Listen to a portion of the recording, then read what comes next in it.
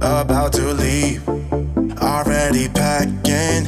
Come with me, I'm not really asking. We'll get away to a place where we don't know. About to see the world in action, what we can be, life with no distractions. We'll get away, this is what we waited for.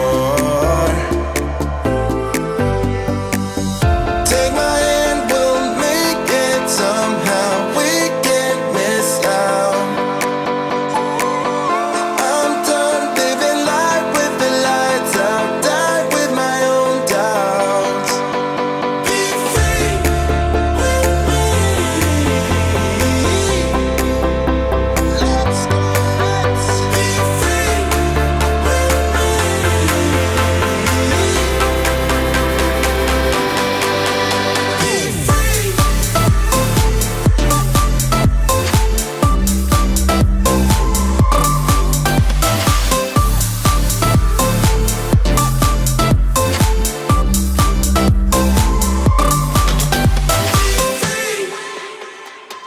Not looking back, eyes on the freeway, Bonnie and Clyde, a classic cliche. We're on the run, this is what we waited for. Take my hand, we'll make it somehow. We can't miss out. I'm done living life with the lights out, die with my own doubts. Be free.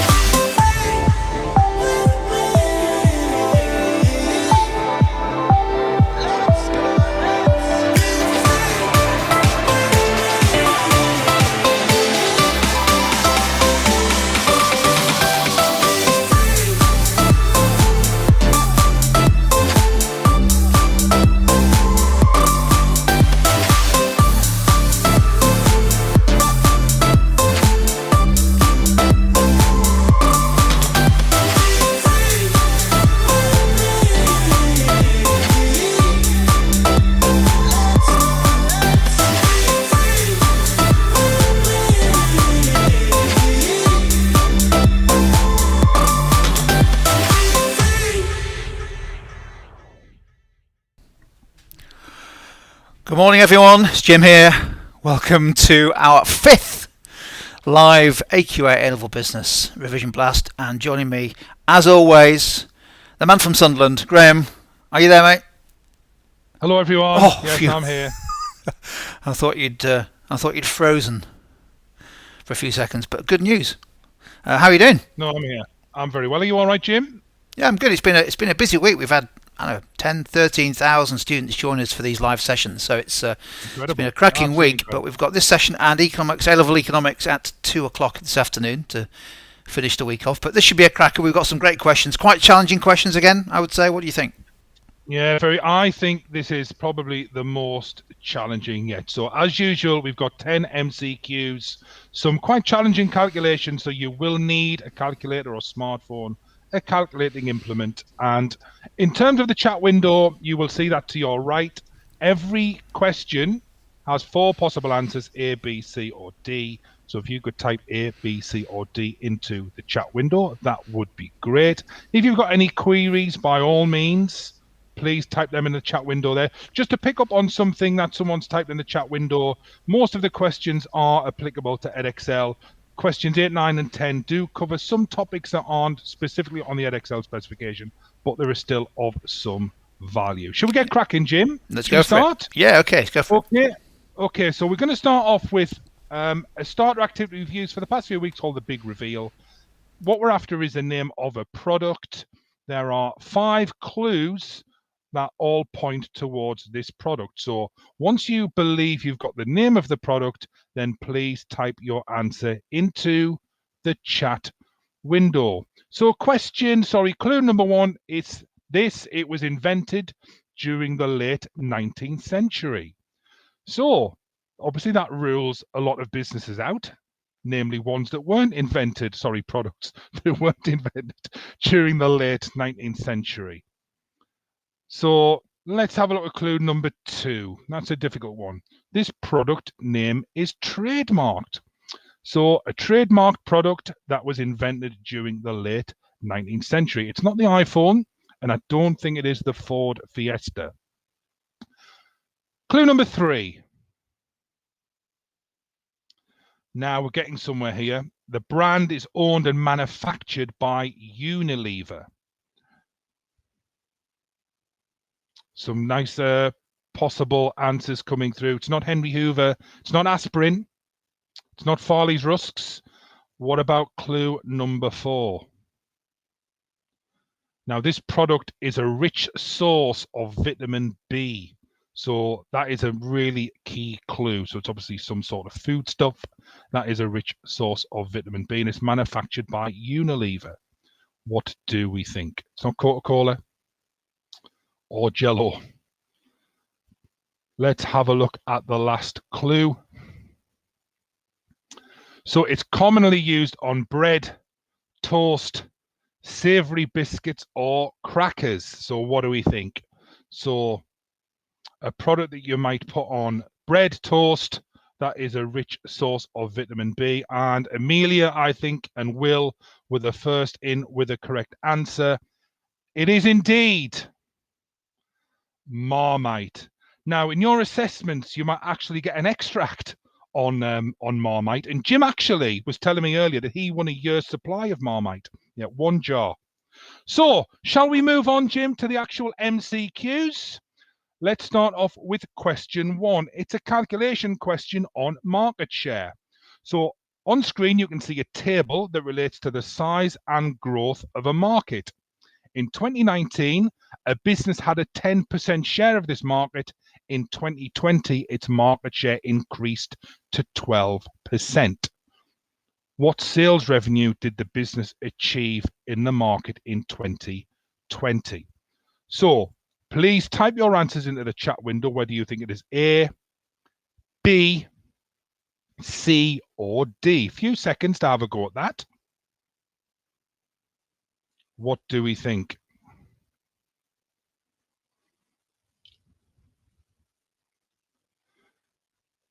Read the question carefully. You may need a calculator to work it out. Is it A?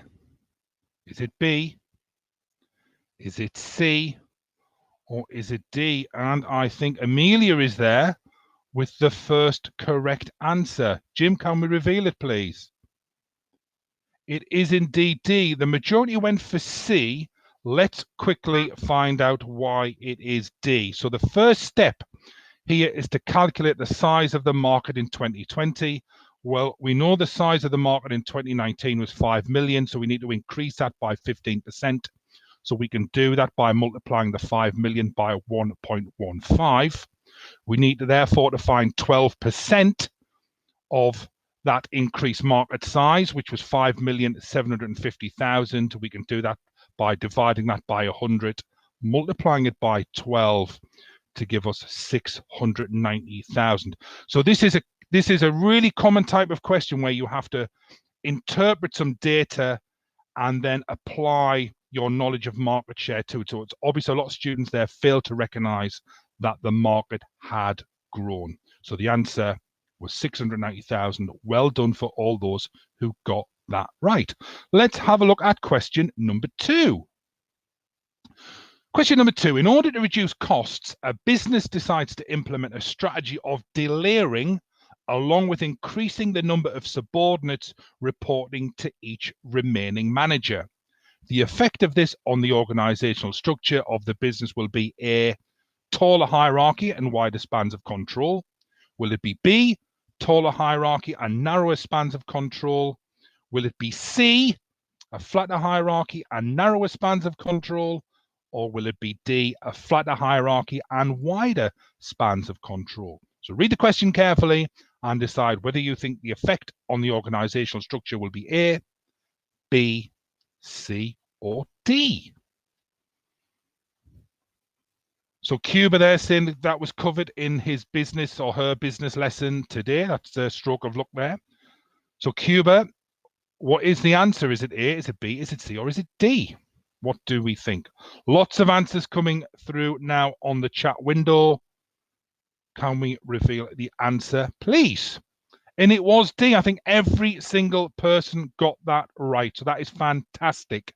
So obviously taking layers out of the hierarchy flattens the hierarchy, and increasing the number of subordinates would lead to wider spans of control. Now, just to develop that a bit further, wider spans of control would increase the responsibility of each manager, and we can apply that to a model or theory, namely Hertzberg, who said that increasing responsibility would lead to increased motivation, as per his two-factor theory. Remember, hygiene factors and motivators. Increasing responsibility is a motivator according to Hertzberg. Okay, question 3, please. Question 3 is a decision tree question. Again, you need to interpret some information in the table and calculate the net gain of the best option. So the table shows the results of a decision tree for 2 options being considered by a business. You've got option A and option B. You've got the initial cost of both. Based on the data, what is the net gain of the best option? So what you need to do there is you need to work out the net gain of option A, the net gain of option B, decide which is best and whether that is A, 13,000, B, 23,000, C, 25,000, or D, 45,000. So can you work out the net gain of option A and the net gain of option B? Decide which is the best and whether that is A, 13,000, B, 23,000, C, 25,000, D, 45,000. Some quick answers coming through now. This is a challenging question, and a lot of people are doing these in 30, 40 seconds, which is absolutely staggering, really. So what do we think? A few more seconds there to work this out. Remember, you need to know the difference between the expected value and the net gain. Often students are asked to calculate the net gain and only calculate the expected value. I'll go through that when we reveal the answer. You might be asked to calculate the expected value and then go on to calculate the net gain, which again, that will be incorrect. Make sure you answer the question you are set. So I think the majority are going for C. Let's reveal the answer. And the answer is C. I will just run through why for those who didn't type their answer into the chat window and maybe unsure how that's worked out.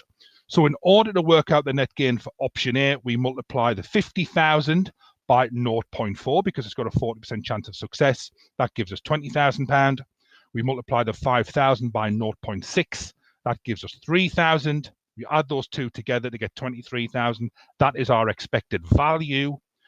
To get the net gain, we deduct the cost of the investment or the option from the expected value. That gives us our net gain, which in option A is 13,000.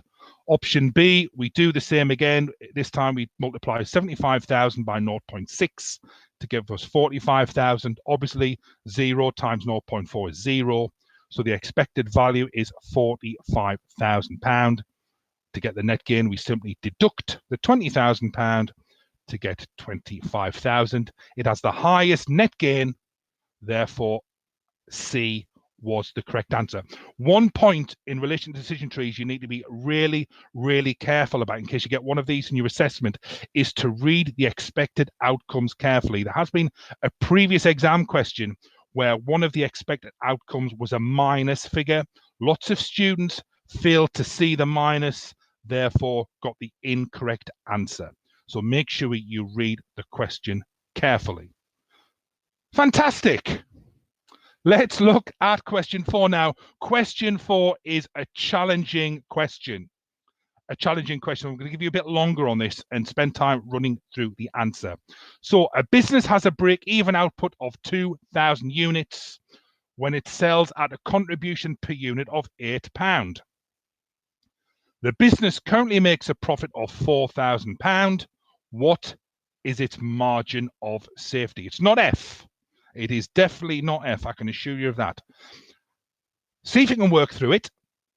What is the margin of safety? Is it A, 250 units, B, 500 units, C, 2,000 units, D, 2,500 units? What do we think?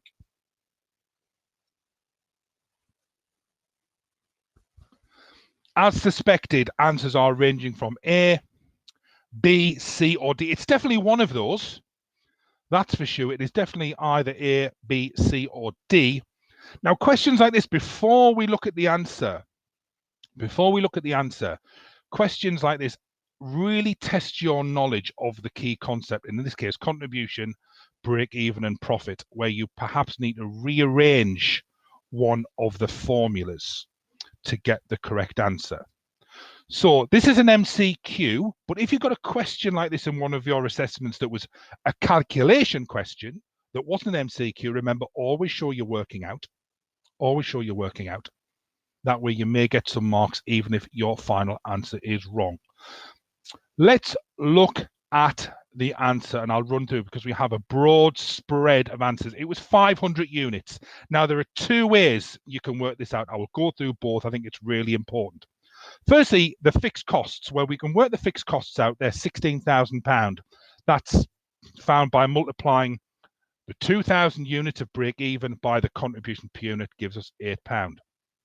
As the business is making a £4,000 profit, we know that the fixed costs have been met. Therefore, after the break even point, contribution per unit, in this case £8, contributes toward profit. Therefore, we know that the margin of safety times contribution per unit is profit. So we simply rearrange that formula. Profit divided by contribution per unit is the margin of safety. Therefore, 4,000 divided by £8 is 500 units. Alternatively, the 16,000 fixed costs plus the profit is £20,000. £20,000 divided by the contribution per unit is 2,500 units. We know the break-even output is 2,000 units. Therefore, the 2,500 units minus the 2,000 units is 500 units. That is our margin of safety. So remember, there are a number of ways you can work out profit. Total revenue minus total costs, total contribution minus fixed costs, or margin of safety multiplied by contribution per unit. There are the three key ways of working out profit. That was a challenging question. Hopefully now you know how to work a question like that out. Well done for those who got the answer correct. It is 500 units. Very challenging. Well done, one and all. So the last question from me before I hand you over to Jim is question 5, and it is a critical path question, network analysis. So we can see on screen a network diagram for a business project showing the activities A to G and their duration in days. So if activity E is delayed by 4 days, the effect is that the total duration of the critical path is it A, increased by 4 days? Is it B, increased by 2 days? Is it C, increased by 1 day? Or is the critical path unchanged? Is it A? Is it B? Is it C? Or is it D? What do we think? So activity E is going to be delayed by 4 days. Will that increase the critical path by 4 days? Will it increase it by 2 days? Will it increase it by 1 day? Or will the critical path remain exactly the same? What do we think? This is very similar to a question that has been asked previously.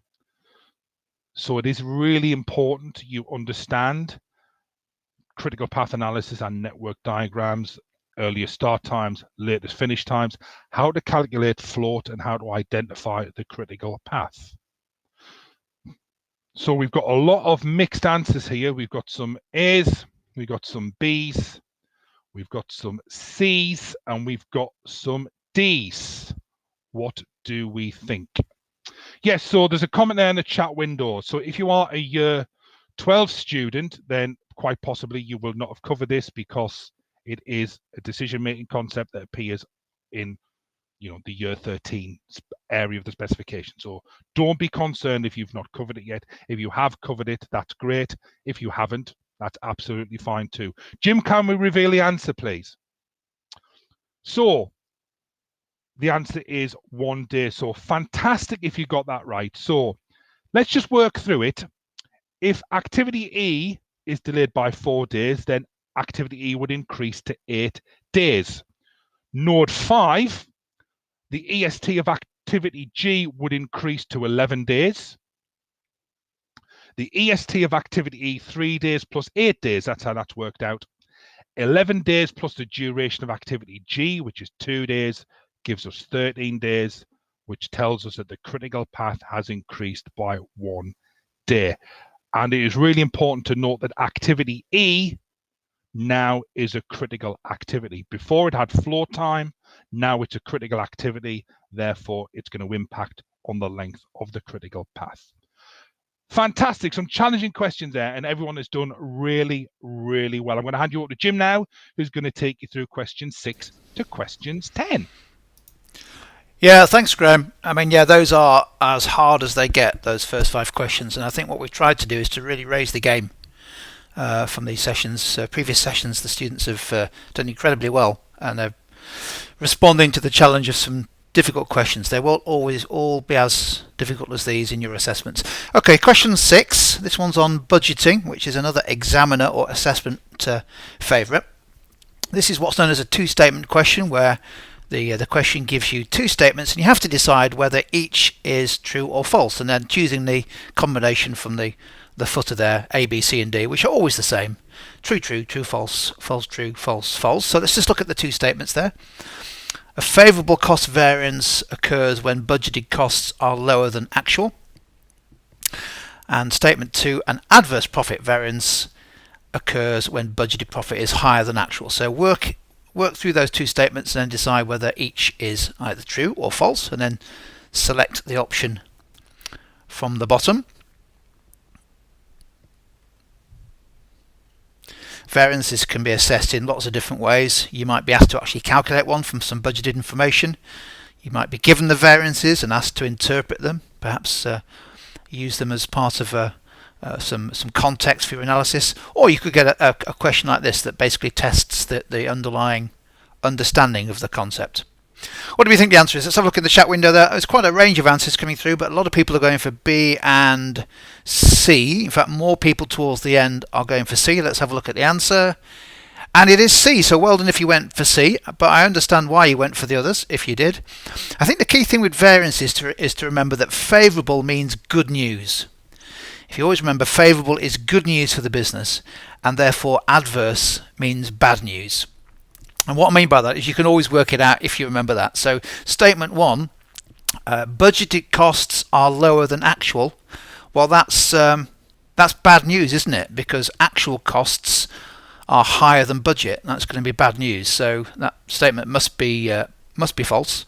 Whereas in statement 2, we're told that budgeted profit is higher than actual. Well, that's bad news, isn't it? If your budgeted profit is higher than you actually achieve, and therefore statement 2 is right, because that is an adverse variance, bad news. So that's the key to remembering the difference between favourable and adverse. Question 7 coming up. Here we go. This one is drawing from year 13 topics on the external environment. Which of the following combination of changes in the economic environment is most likely to threaten the profits of a business that sells only to customers in its home country? So we're looking for a combination, 2 changes here, and the changes are in respect of GDP or economic growth and the level of taxation.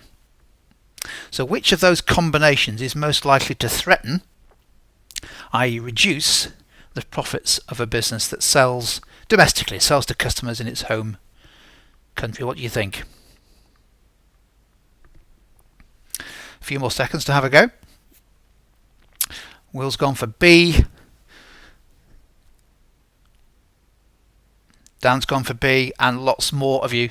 The answers are streaming into the chat window there. And let's have a look at the answer. It is indeed, well done, it is B. So we were looking for bad news, weren't we, in the external environment? That will be lower growth in GDP. Higher growth in GDP would suggest that demand will be rising in the market faster. Lower growth is usually associated with weaker economic conditions, therefore bad news for profits. And similarly, higher taxation, both taxes on profits, but also higher taxation means there's less money in people's pockets to spend. So therefore demand likely to be lower. So higher taxation and low growth in GDP would be bad news for profits of most businesses. Okay, question 8. And here we're moving on to a management and leadership model in the AQA spec called the Tannenbaum-Schmidt leadership continuum. So if you've not come across that, don't worry, you might be able to work it out. A manager changes leadership style from making decisions and informing staff about them to one where teams are allowed to develop options and decide on actions defined by the manager. So according to the leadership continuum there, the Tannenbaum-Schmidt leadership continuum, what is that a change from? They identified 4 categories of leadership approaches, ranging from tell to join, tell, sell, consult, join, with the 4 categories. What is that a change from, based around information we're told there about this change in leadership style? The model, the Tannenbaum-Schmidt model, was basically a model that tries to position managers based on how much freedom they give their employees over decision making. On the one end, autocratic leadership all the way through to democratic leadership, but basically it's a continuum where you position managers. Lots of answers coming through here. Jasmine's gone A, Kuba's gone A, Paul's gone A. There's a trend emerging here. Let's have a look at the answer. It is indeed A, so well done again. You guys are on fire. It is A, tell to join. So tell is right on the left hand side of the Tannenbaum-Schmidt continuum. This is the autocratic management, which is where managers make decisions and simply tell staff about it. And join is much more democratic. So you're allowing the team members to make decisions, often in the context of a framework where they can make those decisions, but a much more democratic approach. So it's a change from tell to join. We've got 2 questions left. How are we doing? Is anyone on 6 or 7 or 8 out of 8? Type your current score into the chat window so Graham and I can get a feel for how we're doing on these really challenging questions today. Don't forget the average on AQA, when tens of thousands of students taking these type of questions in the exams, is about 55-60% right. Okay, let's go to question 9. And we've got one more 2-statement question here. So again, same thing, read the 2 statements and then based on whether you think that they are true or false, choose the answer from A, B, C or D. Statement 1, overtrading occurs when a business significantly reduces the scope of its operations. And statement 2, according to the experience curve model, businesses with the most experience usually have the highest unit costs. What do we think? Is it A, B, C or D?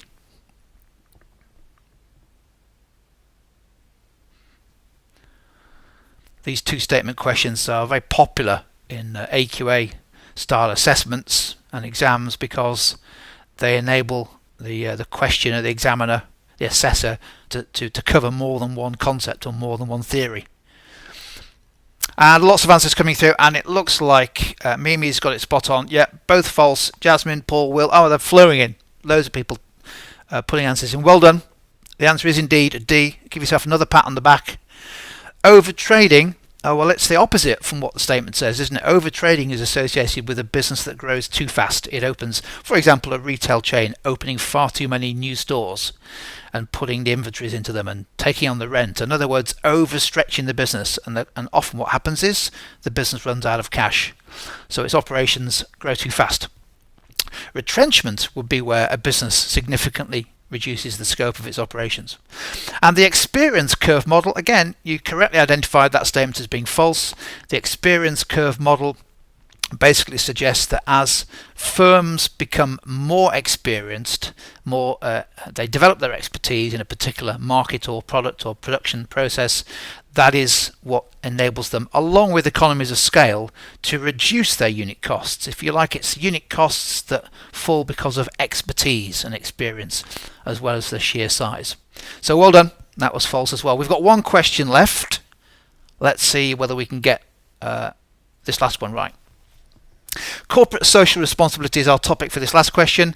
Which two of the following responsibilities are identified by Carroll's CSR pyramid as underpinning a business's CSR? So which of the two underpin?